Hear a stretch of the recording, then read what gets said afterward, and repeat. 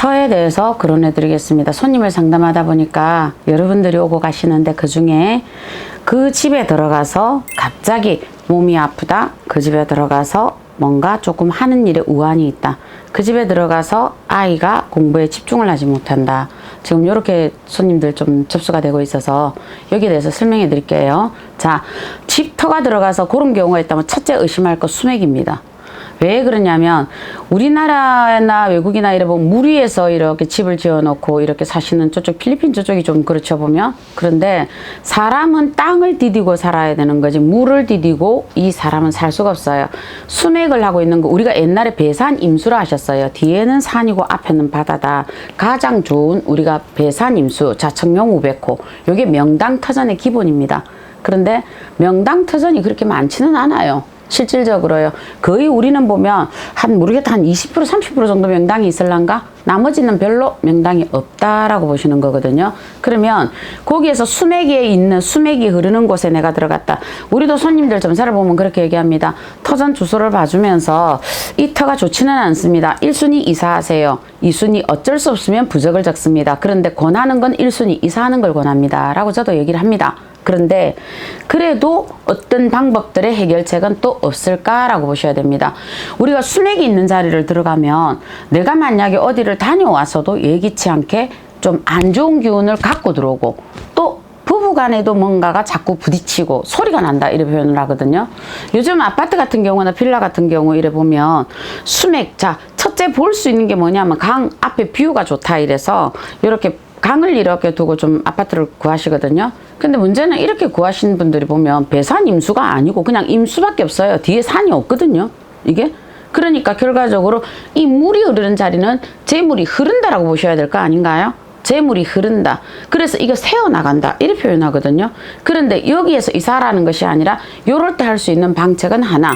베란다에 우리가 이렇게 식물을 키우세요. 나무를. 그렇다고 요따만한 거 말고 그래도 좀 큰 거. 그래서 그 베란다에서 그 물을 자루를 차단을 시켜줄 수 있는 거.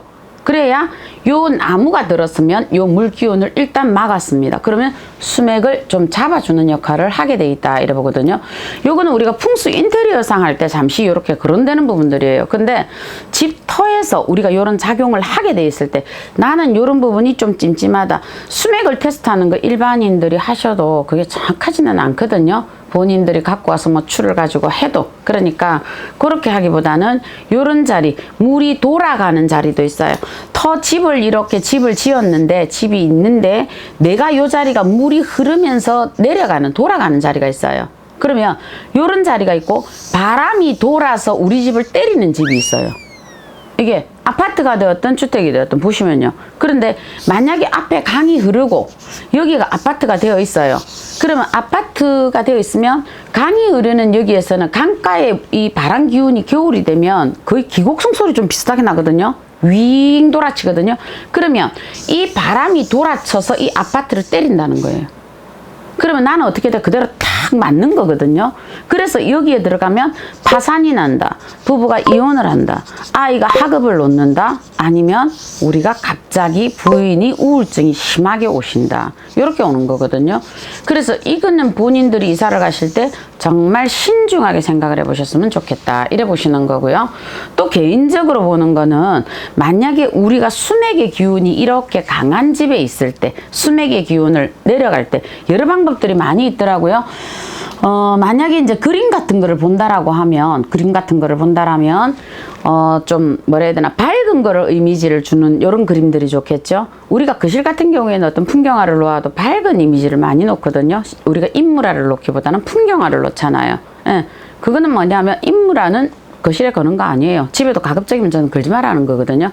그래서 풍경화, 그래서 밝은 기운이 우리 집에 들어올 수 있도록 해 역할을 할 수 있는 해 그림이, 떠오르는 해 그림이 좋겠죠. 만약에 뭐 나는 석양이 너무 좋아, 이게 그려놓으시면 살림살이가 점점 내려가요. 석양이니까. 사랑하는 사람과도 이별이 되는 게 요 부분이다 이래 보시는 거거든요. 그래서 석양보다는 우리가 해가 좋고 이왕이면 시작점이 좋고요. 동물들로 보면 사실은 고양이라 봅니다. 왜 그러냐면 불의 사주를 많이 가지고 있는 사람들 보고 제일 4대가 맞는 게 고양이고요. 흙의 사주가 많은 사람하고 맞는 게 강아지입니다. 예. 그래서 수맥의 기운을 잡아주는 역할, 굉장히 이 고양이라는 동물들은 아이들이 못 되거든요. 역동적으로 좀 움직이는.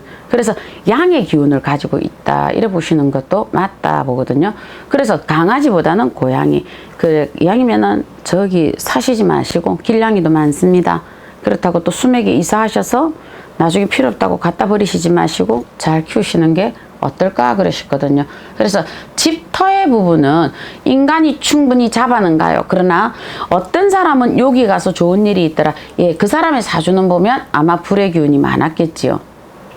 그래서 이 강에 들어가서 자기는 수맥의 자리를 들어가도 요거를 완화를 하는 사람이 있어요. 왜? 자기 사주에 불의 사주가 많아. 그렇기 때문에 강의 사주를 끼고 들어오니까 자기가 요걸 어느 정도 완화를 시키는 거예요. 그런데 만약에 여자분 사주에 물만 많고 이 물이 또 오면 어떻게 되겠어요? 이런 자리는 빨리 가세요. 그냥 뭐 수맥 차단이고 그림이고 다 필요 없으니까 그냥 빨리 가세요. 내가 이러면 반드시 암으로 병이 옵니다.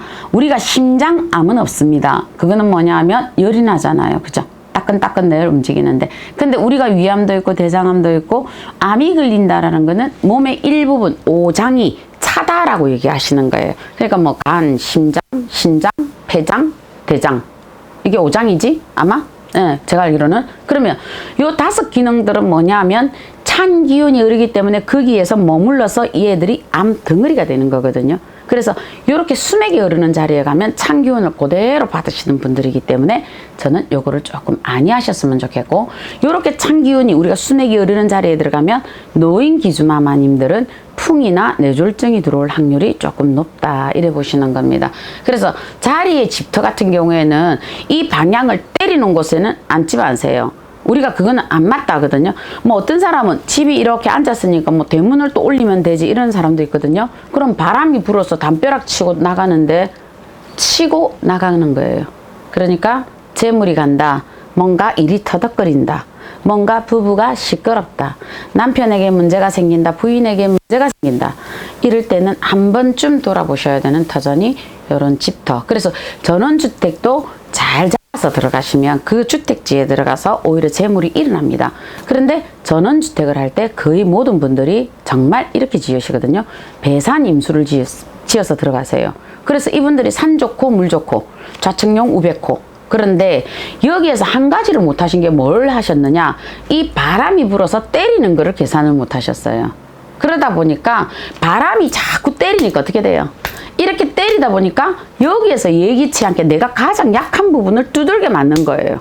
우리나라 모 재벌 기업의 회장님이 아마 그런 짝이었던 것 같은데 제가 정확하게 지금 기억을 못 하겠지만은, 그러니까 전원주택이나 혹시 요즘은 또 주택을 자기들이 지어서 좀 많이 자가로 지으시잖아요. 그죠?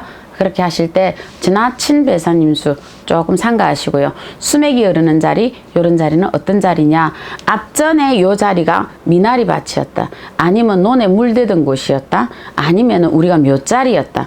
지금 왜 그러냐면 좀 이렇게 땅들이 좀 많이 개간이 일어나면서 묘자리에 앉은 아파트도 있고 빌라도 있습니다. 그리고 또 자기네들이 밭대기에 앉아서 또 올라간 집도 있습니다. 논자락에 물대던 곳에 이렇게 집을 댄 곳도 있습니다. 매립을 하여서. 그러면 요 자리는 뭐냐면 물이 늘 흐른다라는 거예요. 이 물이 늘 흐르기 때문에 내가 10년 가고 20년 가고 모르면 그냥 그대로 묻어지는 거거든요. 그래서 이거는 저는 조금 반대를 하는 상황이다 라고 보고 있습니다. 집터라는 것은 인간이 잠을 자는 시간, 치사해도 하루에 한 5시간에서 6시간은 잘 거 아니에요. 그죠? 그러면 적어도 인간이 잠을 자는 그 시간 이 집의 기운을 받아야 되는데, 지기, 우리가 지기, 땅 지자입니다. 지기, 땅 지자의 기운 기자, 땅에서 올라오는 기운이 나를 때린다라는 거예요. 그런데 만약 이 양반이 이 땅의 수맥이 물이 흐르는 곳이 안방이다 계산한다. 그런데 안방에 한참 활동을 하시는 대주님이 주무신다. 그런데 그게 물 지나가는 자리에 안방의 자리다. 그러면 이쪽을 머리를 둔다. 그러면 이 양반 심장마비나 풍 걸리시겠죠? 예, 요거는 미신 아니고 한 번쯤은 체크해 보시고요. 부자가 몸 조심합니다. 그래서 부자는 몸 조심하시고, 부자 되려고 하시는 분도 몸 조심하시고, 그렇게 하셨으면 좋겠습니다. 네, 작두신당의 정정언이었습니다.